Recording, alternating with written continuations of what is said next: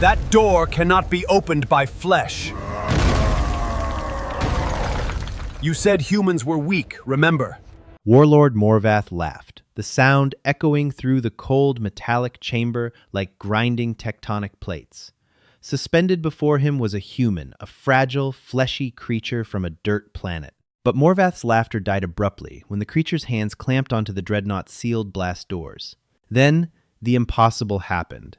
The 3-foot-thick hyper-alloy began to shriek, buckle, and tear. The deep space commercial freighter Omaha was never meant for war. Originally commissioned by the Lockheed Martin Extrasolar Division as a heavy-duty hauler, the vessel was a bruised, battered workhorse of the human expansion effort. Its current payload consisted of raw iridium cores destined for General Electric's new shipyard in the Vega system. To the crew, it was a routine, mind-numbingly dull 6-month transit. To the galaxy at large, however, the Omaha was about to become the epicenter of a monumental shift in the balance of power.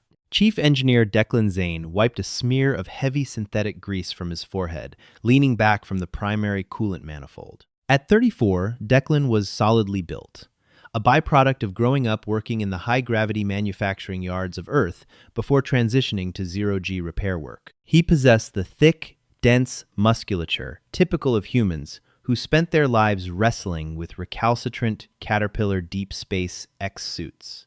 The ship's artificial gravity was dialed up to a comfortable standard 1G, a crushing, oppressive force to almost every other spacefaring species in the Orion Cygnus arm, but merely home to the humans. "Declan, we've got a massive power spike on the long-range scanners," crackled the ship's intercom. It was Sarah Jenkins, the Omaha's navigator, her voice tight with an anxiety that cut through the background hum of the engines. "Define massive, Sarah," Declan replied, tossing his wrench into a magnetic toolkit. "Did one of the relay stations blow a fuse again?"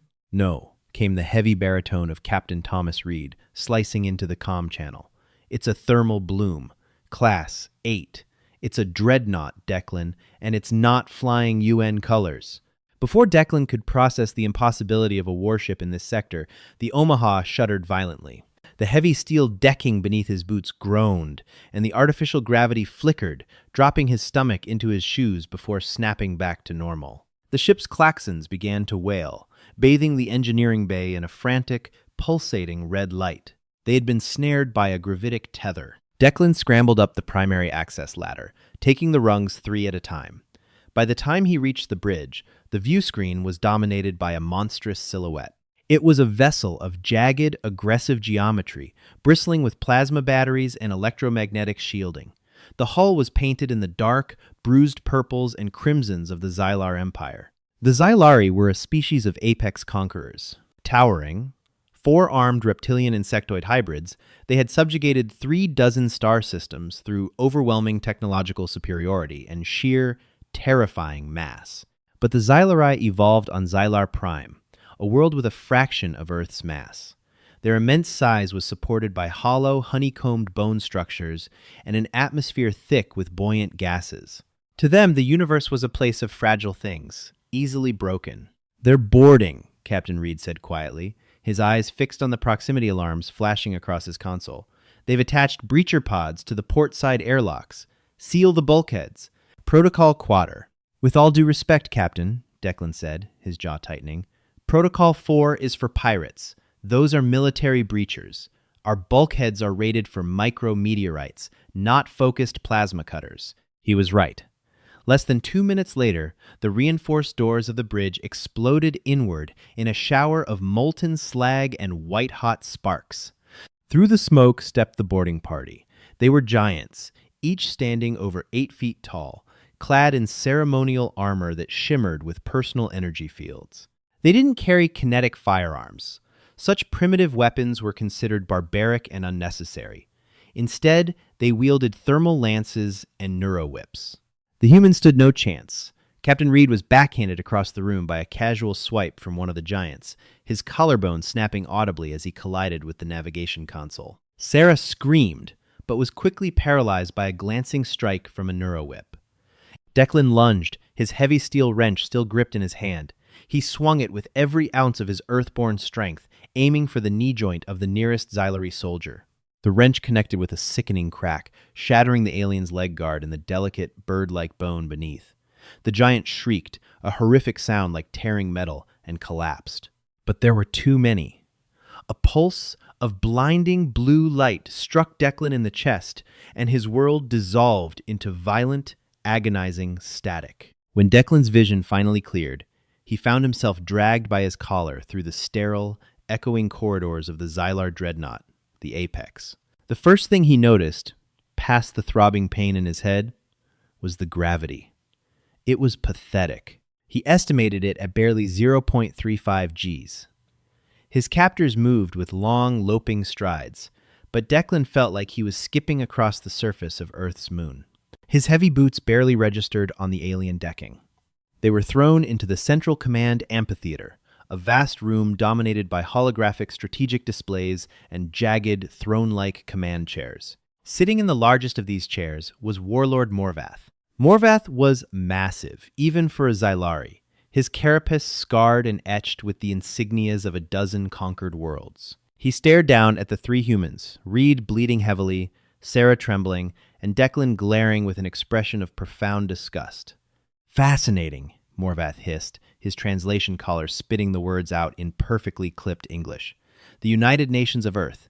We have heard rumors of your expansion. We expected warriors. Instead, we find vermin. Tiny, fleshy, soft. We're a commercial vessel," Reed spat, coughing up blood. "We have no military value. The Raytheon defense grid will track your trajectory. You won't get away with this." Morvath laughed. It was a terrifying, resonant sound. "Your defense grids are blind to our cloaking fields, and your military value is non-existent, Captain. However, your political value is immense. You will serve as the perfect broadcast. Tomorrow, I will execute you on a live, unencrypted frequency. The UN will watch its citizens die, and they will know that the Xylar Empire has claimed this sector." Morvath stood, stepping down from his dais. He approached Declan, looming over him. "You broke the leg of one of my soldiers, vermin. A lucky strike with a crude implement. Take the cuffs off," Declan growled, staring up at the warlord. "Let's see how much luck has to do with it." Morvath's eyes narrowed. He reached out with one of his four massive hands, grabbing a solid steel rod from a nearby structural pillar. With an arrogant sneer, he clamped two hands on either end and bent it into a U shape. He threw it at Declan's feet. "You are weak, human," Morvath stated dismissively. "Your bodies are small. Your technology is primitive. You rely on heavy metals and crude combustion. You are obsolete before you have even begun." Declan looked at the bent rod. It was an impressive display of strength. But Declan noticed something. A faint, hydraulic whine. Morvath was wearing a micro-exoskeleton beneath his robes to amplify his strength. The alien wasn't strong. His suit was. "Lock them in the lower containment tier," Morvath ordered his guards, turning his back on them. "Let them contemplate their insignificance until the broadcast." The lower containment tier of the Dreadnought was a testament to Xylari arrogance. It wasn't a dungeon of solid iron and darkness. It was a brightly lit, sterile block of transparent holding cells. The Xylari relied entirely on their energy shielding. The front of Declan's cell was a shimmering, translucent barrier of highly charged plasma, designed to incinerate any organic matter that tried to pass through it. The walls, floor, and ceiling, however, were made of a pale, pearlescent material. Declan paced the cell, his mind racing. The low gravity was both a blessing and a curse. It conserved his energy, but it threw off his balance. He watched as Reed and Sarah were thrown into the adjacent cell, separated by a solid wall of the pearlescent metal. "Captain? Sarah? You guys okay?" Declan called out, pressing his ear to the wall. "I've got 2 broken ribs and a shattered collarbone," Reed's voice came back, thin and strained. "Sarah's bruised, but okay. Declan, we're dead." "You saw the size of them. You saw the ship. This is a military vessel, heavily armed. We don't have a chance." "Don't talk like that, Cap," Declan said, his hands tracing the seams of the wall. "Every machine has a weak point. I've spent my life taking machines apart. This ship is no different. Declan stopped pacing and closed his eyes, forcing himself to analyze the situation logically. He was an engineer. He needed to understand the mechanics of his prison. He looked at the plasma field. It hummed with lethal voltage. But a field that powerful required a massive amount of energy, and energy required a physical conduit. He traced the glowing edges of the field to the corners of the ceiling. There, recessed behind a heavy grate, he saw the faint blue glow of an emitter coil. He needed to get to that coil. Declan walked over to the back wall of the cell and examined the pearlescent material. He tapped it with his knuckles. It didn't ring like steel or titanium. It made a dull, flat sound. It was a composite. He remembered his time consulting for Boston Dynamics, working on blast-resistant armors for atmospheric reentry. The Xylari were obsessed with energy weapons. Their entire ship was designed to deflect lasers, plasma torpedoes, and radiation. This pearlescent wall was an ablative, crystalline composite. It was incredibly heat-resistant, designed to disperse the energy of a direct laser strike across its entire surface. But crystalline structures had a fatal flaw. They lacked tensile strength. They were brittle. They couldn't handle sheer kinetic shock. To a Xylari, whose combat doctrine completely ignored physical melee and kinetic projectiles, a crystalline wall was impenetrable. To a human from a 1G Deathworld, who spent his Tuesdays lifting engine blocks, it was just glass waiting to be shattered. Declan backed up to the opposite side of his cell. He had about 10 feet of runway. In Earth gravity, it wouldn't be enough to build significant momentum. But here, in 0.35 Gs, he could launch himself like a cannonball. "Captain," Declan whispered urgently, "cover your ears. Sarah, get away from the shared wall." "Declan, what are you doing?" Reed asked, confusion lacing his voice. Declan didn't answer. He took a deep breath, dropping into a sprinter's stance. The adrenaline was beginning to pool in his system. Human biology is a terrifying thing. When threatened, the human endocrine system floods the bloodstream with epinephrine and norepinephrine. Heart rate skyrockets, pushing oxygen-rich blood to the major muscle groups. Pain receptors are muted. The body unlocks its emergency reserves, granting hysterical strength, the kind of strength that allows mothers to lift cars off their trapped children. Declan felt his pulse thudding in his ears. He focused entirely on the center of the crystalline wall. He exploded forward. The low gravity allowed him to cover the distance in 2 massive, leaping strides. He twisted his body midair, bringing his heavy, steel-toed work boot forward, channeling all of his mass, speed, and earth-born muscular density into a single point of impact. Crack. The sound was deafening, like a glacier snapping in half. The impact sent a shockwave through the deck. Declan bounced off the wall, landing gracefully on his feet thanks to the low gravity. He looked at the wall. A massive spiderwebbing network of fractures had radiated out from the point of impact. "What the hell was that?" a Xylari guard shouted in its native clicking tongue, rushing down the corridor outside the plasma field. The guard stared in utter disbelief at the fractured wall. Such a thing was physically impossible. A human, a creature a fraction of their size, had just damaged a capital ship-grade internal bulkhead with its bare foot. Before the guard could raise the alarm, Declan backed up and charged again. This time, he didn't kick. He threw a heavy, crushing shoulder check directly into the center of the fracture. The crystalline wall shattered. Heavy shards of pearlescent material rained down as Declan tumbled through the newly created hole, landing directly on top of the plasma emitter coil in the adjacent service corridor. He didn't hesitate. He grabbed the thick power cables feeding the emitter and, wrapping them around his forearms, braced his boots against the bulkhead. He roared, his back muscles bunching under his jumpsuit, and pulled. With a shower of blue sparks and the smell of ozone, the cables ripped free. The plasma field enclosing Captain Reed and Sarah flickered and died. The Xylari guard in the hallway fumbled with his thermal lance, his large, multifaceted eyes wide with a very un-Xylari emotion, terror. He raised the weapon, but Declan was already moving. He picked up a jagged 50-pound shard of the shattered wall and hurled it like a discus. In the low gravity, it flew with terrifying speed, striking the guard square in the chest. The hollow, bird-like ribs of the giant caved in with a sickening crunch, and the alien collapsed to the floor. Gasping for breath, Declan stepped out of the cell, brushing the crystalline dust from his shoulders. He looked at Reed and Sarah, who were staring at him as if he had grown a second head. "Protocol 4 is cancelled, Captain," Declan said, his eyes hard. "Let's go find the Warlord." The Dreadnought apex was in chaos. Alarms blared across the ship, entirely different from the ones that had sounded during the boarding of the Omaha. These alarms were frantic, chaotic. The internal sensors of the ship simply could not compute what was happening. A human was moving through the lower decks, bypassing security doors, not by hacking the keypads, but by literally kicking them off their hinges. Warlord Morvath stood in the central execution chamber, a vast, circular room designed for maximum theatricality. Cameras hovered in the air, primed to broadcast the deaths of the humans to the Earth defense fleets. "Report!" Morvath bellowed, his four fists slamming onto the control console. "My Warlord!"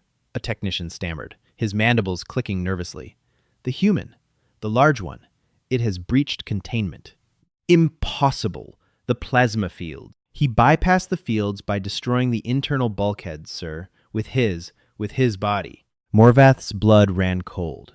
He had conquered species that spat acid, species that could mind control their prey, species that existed partially out of phase with reality. But he had never encountered a species that simply ignored the structural integrity of a warship through brute kinetic force. "Seal the execution chamber," Morvath ordered. "Bring the primary blast doors down. Lock them manually." The execution chamber was separated from the main corridor by a set of titangent-class interlocking blast doors. They were 3 feet thick, forged from a heavy tungsten titanium alloy, and designed to withstand the point-blank detonation of a plasma torpedo. When they closed, a series of massive physical deadbolts slammed into place, anchoring the doors to the ship's superstructure. The doors slid shut with a heavy, final thud. The deadbolts engaged. Morvath stood behind a reinforced observation window, looking out into the corridor. The ship was dead silent, save for the hum of the engines. Then he saw him. Declan Zane walked into view, covered in sweat, grease, and the blue, luminescent blood of the Xylari guards who had tried to stop him. He was breathing heavily, his chest heaving, his eyes burning with a primal, feral intensity that made Morvath take an involuntary step back. Declan walked right up to the observation window. He looked at Morvath, separated by 3 feet of armor and a pane of diamond weave glass. "You said we were weak." Declan's voice came through the comms channel, dangerously calm. "You said we relied on crude combustion. On heavy metals." Declan turned his attention to the center seam of the blast doors. The Xylari had made a critical design error. Because they relied so heavily on energy fields and computer locks, their physical doors were perfectly engineered against energy blasts. But the manual override mechanism, a slight gap in the center seam, designed for heavy machinery to pry open in case of a total power failure, was exposed. To the Xylari, it was a non-issue. No biological creature in the known galaxy possessed the strength to pry open a 3-foot-thick blast door. It required a mechanical hydraulic wedge. Declan wasn't a hydraulic wedge.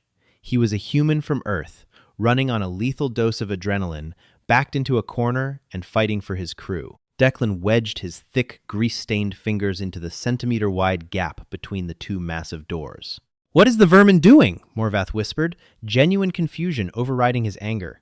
"He is trying to open the doors. He is mad."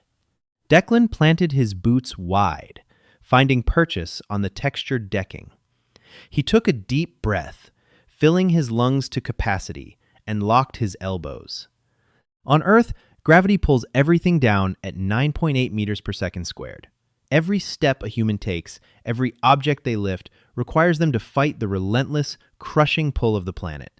Humans had evolved incredibly dense muscle fibers, thick, calcified bones, and a connective tissue network of tendons and ligaments that acted like steel cables. Here, in 0.35 Gs, Declan weighed practically nothing, but his mass, his density, his raw kinetic potential remained exactly the same. Declan pulled. At first, nothing happened. The doors were immobile. But Declan didn't stop. He closed his eyes and unleashed everything. He roared, a guttural, terrifying sound that tore from his throat. The veins in his neck and forearms bulged, standing out like thick blue ropes against his skin. His muscles screamed as they recruited every single available fiber. Inside the observation room, Morvath watched the internal pressure gauges on the blast doors. The needle twitched. It can't be, Morvath thought, his breath catching in his throat. Crea. A sound echoed through the corridor. It was a high-pitched, agonizing shriek. It was the sound of the tungsten-titanium alloy bending. "Shoot him!" Morvath screamed to his remaining guards inside the chamber. "Open the firing ports and shoot him!" But the guards were paralyzed. They were watching a nightmare unfold. Declan's boots began to dig into the deck plates, slowly carving grooves into the metal as he pushed backward. The gap in the doors widened from a centimeter to an inch, then 2 inches. The heavy, physical deadbolts that anchored the doors began to groan under the sheer, impossible torque. They were designed to hold the doors shut against explosive pressure from the outside, not against a localized 2,000-pound pulling force tearing them apart from the center seam. Snap. The top right deadbolt sheared off completely, the sound ringing out like a cannon shot. Declan opened his eyes. They were bloodshot, his face locked in a mask of pure, unadulterated exertion. He adjusted his grip, digging his hands deeper into the widening gap, his fingers bleeding as they bit into the rough alloy. "Come on!"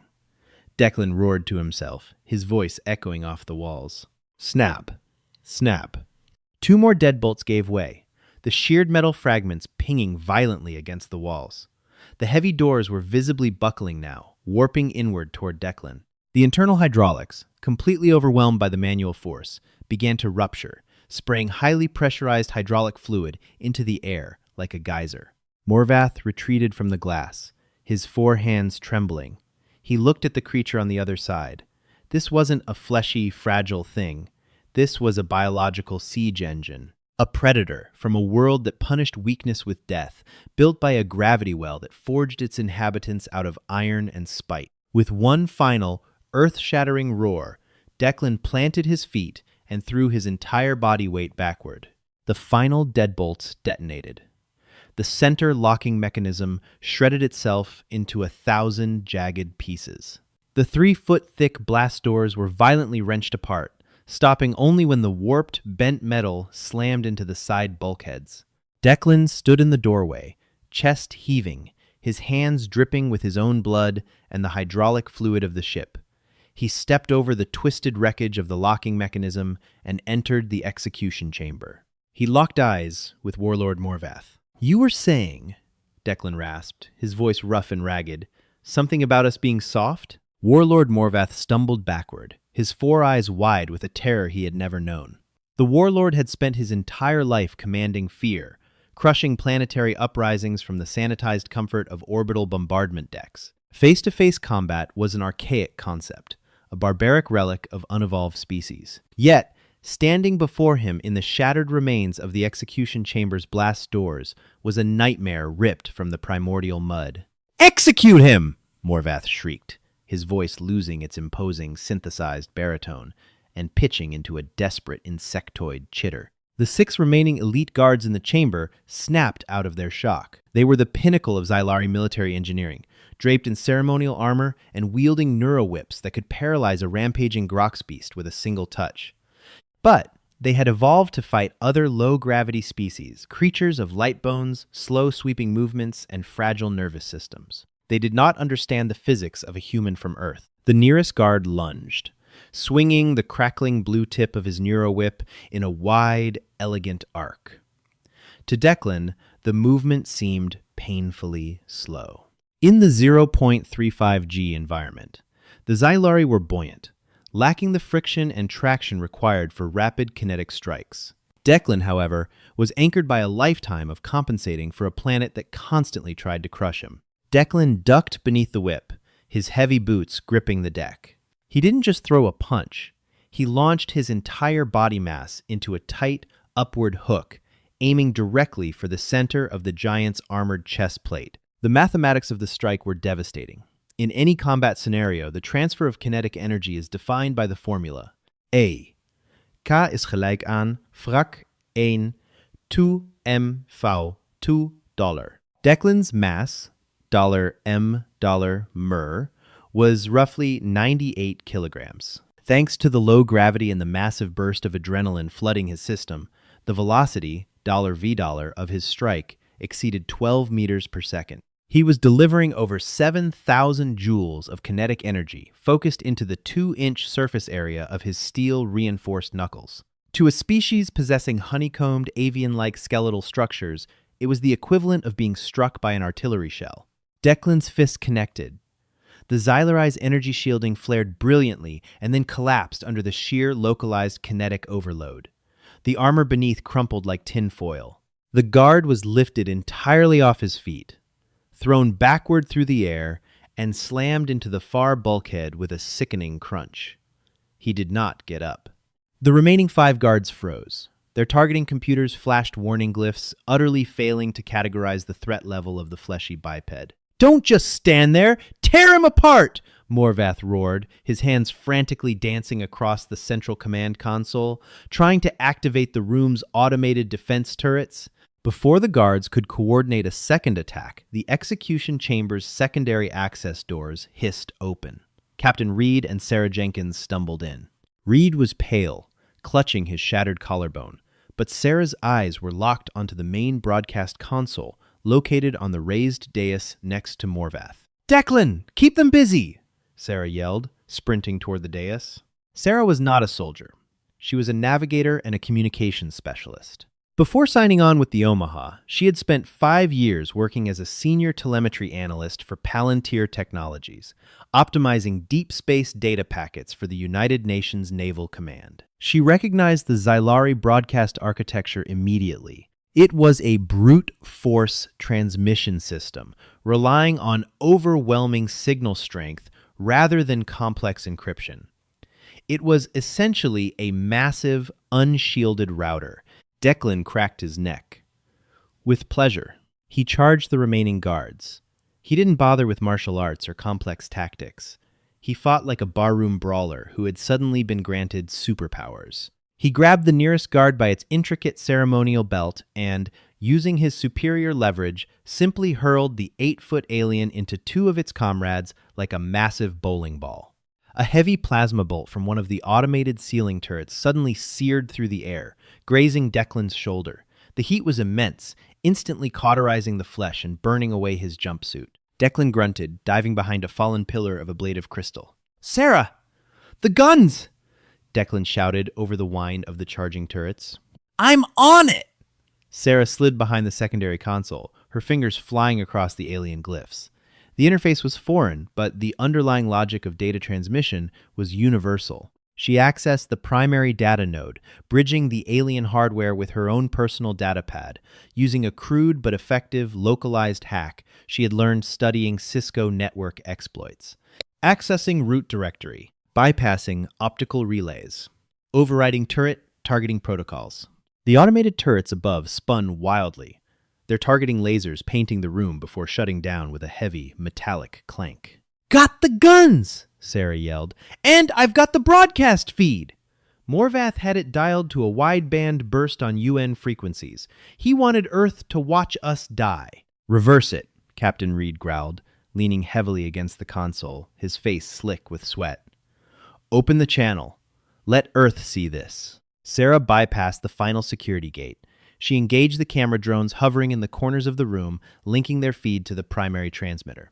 The massive holographic display above them flashed from an aggressive, pulsing red to a steady, broadcast blue. Across the Orion Cygnus arm, thousands of UN command centers, orbital stations, and civilian hubs suddenly found their screens hijacked.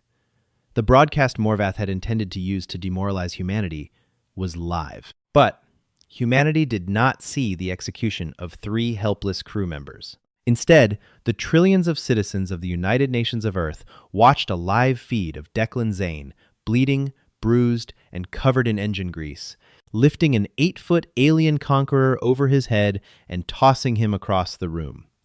Warlord Morvath looked at the blue broadcast light. Panic, cold and absolute, gripped his hearts. His entire empire was built on the myth of absolute, terrifying invincibility. And now the entire galaxy was watching him lose a fistfight to a mechanic. "Enough!" Morvath bellowed, his voice echoing through the chamber. He ripped the ceremonial robes from his body, revealing the heavy combat exoskeleton beneath. It was a formidable piece of machinery, forged from black hyperalloy and pulsing with concentrated plasma lines. Unlike his soldiers, Morvath was prepared for close-quarters engagement. The exoskeleton engaged with a loud hydraulic whine. Morvath leaped from the dais, the suit's artificial gravity dampeners allowing him to slam into the deck with crushing force. He swung one of his 4 massive, metal-clad fists at Declan. Declan barely had time to cross his arms before the blow landed. The impact was like being hit by a speeding truck. Declan was thrown backward, skidding violently across the smooth decking and crashing into the shattered remnants of the blast doors. His breath left his lungs in a sharp gasp. "You think you can challenge a warlord of the Xylar Empire?" Morvath sneered, stalking forward, the heavy servos in his legs hissing with each step. "Your strength is a biological anomaly, human. My strength is engineered perfection." Declan spat a glob of blood onto the floor and slowly pushed himself up. His arms throbbed, and he was certain one of his forearms was fractured.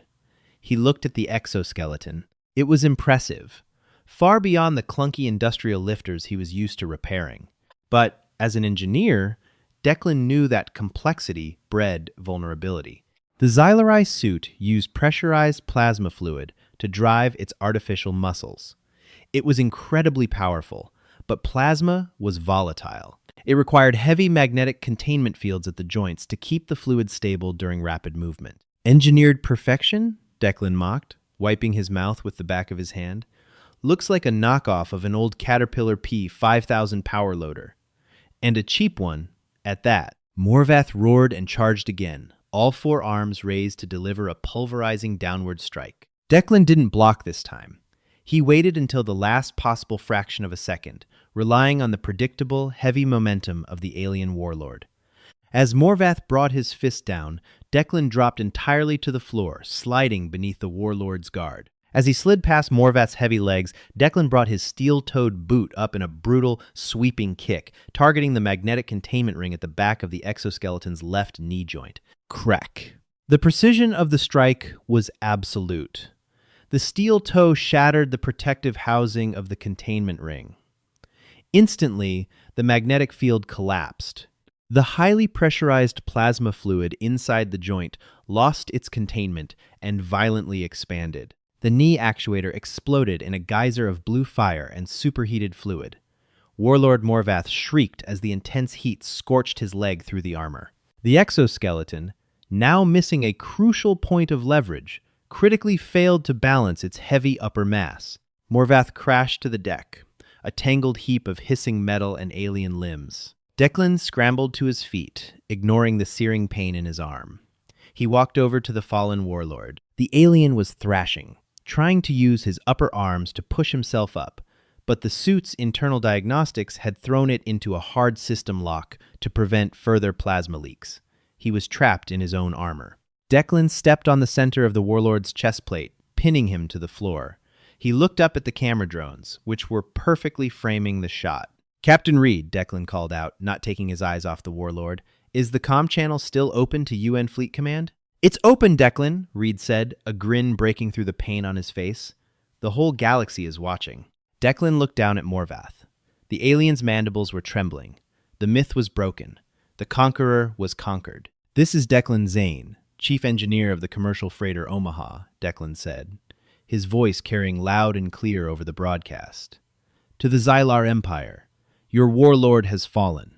Your Dreadnought is currently under human control. If you have any more ships in this sector, I suggest you turn them around, because if you want this ship back, you're going to have to send someone who actually knows how to fight." Silence reigned in the execution chamber. Suddenly, Sarah's console lit up with a barrage of incoming proximity alerts. "Declan, we have massive slipspace ruptures directly off our port bow," Sarah yelled, her hands flying over the readouts. "Signatures are matching. Oh, thank God." Outside the viewport, the black void of space tore open. Brilliant flashes of Cherenkov radiation illuminated the darkness as a dozen massive warships dropped out of faster-than-light travel. They were sleek, brutalist, and painted in the dark, non-reflective grays of the United Nations Space Command. Leading the formation was a massive Northrop Grumman Aegis-class heavy cruiser, its railgun batteries already charging and locking onto the crippled Xylar Dreadnought. UNSC Vengeance to unidentified Xylar vessel. A crisp human voice crackled over the ship's internal comms. Power down your engines and prepare to be boarded. We are tracking your live broadcast. If a single hair on the head of those human hostages is harmed, we will turn your ship into a debris field. Captain Reed keyed the comms. UNSC Vengeance, this is Captain Reed of the Omaha. You don't need to board us. The ship is already secured. We've captured the Warlord. There was a long, stunned pause on the other end of the line. Copy that, Omaha. Deploying extraction shuttles. Declan stepped off Morvath's chest. The adrenaline was finally beginning to ebb, leaving behind a profound, bone-deep exhaustion. He looked at his bruised, bloody hands, the knuckles split from shattering armor and tearing open blast doors. He walked over to Sarah and Reed, slumping against the console next to them. The arrival of the UN fleet signaled the end of the Xylar Empire's undisputed reign of terror. In a single afternoon, a commercial freighter crew had not only survived an encounter with the galaxy's most feared apex predators, but they had fundamentally dismantled the psychological warfare that the Empire relied upon. The Xylari believed they were untouchable because their technology allowed them to ignore the physical realities of combat, but they had forgotten the fundamental truth of the universe. Shields fail. Energy fields collapse, complex machinery breaks. And when all the fancy technology is stripped away, what remains is the raw, undeniable math of mass, density, and kinetic force. The humans of Earth didn't need to conquer the galaxy to prove their strength. They carried the crushing gravity of their homeworld in their bones, a silent, dormant power waiting for the moment an arrogant warlord made the mistake of locking them in a room. As the UN Marines breached the execution chamber, heavily armed and sweeping the room with assault rifles, they stopped in their tracks. They looked at the shattered blast doors, the destroyed automated turrets, the groaning warlord trapped in his own exploding armor, and finally, at the human engineer sitting on the floor, casually wiping grease onto his ruined jumpsuit. Declan looked up at the stunned Marines and offered a tired smile. "Next time," Declan said, "send a tow truck. The engines on this thing are a mess." And that's how a simple mechanic from Earth proved that you don't need plasma weapons or energy shields to break an empire sometimes. You just need the crushing gravity of a Deathworld and a lot of adrenaline. What did you think of Declan's insane display of human strength? If you loved seeing humanity humble the mighty Xylar Empire, smash that like button, share this story with your fellow sci-fi fans, and subscribe to the channel for more epic HFY adventures.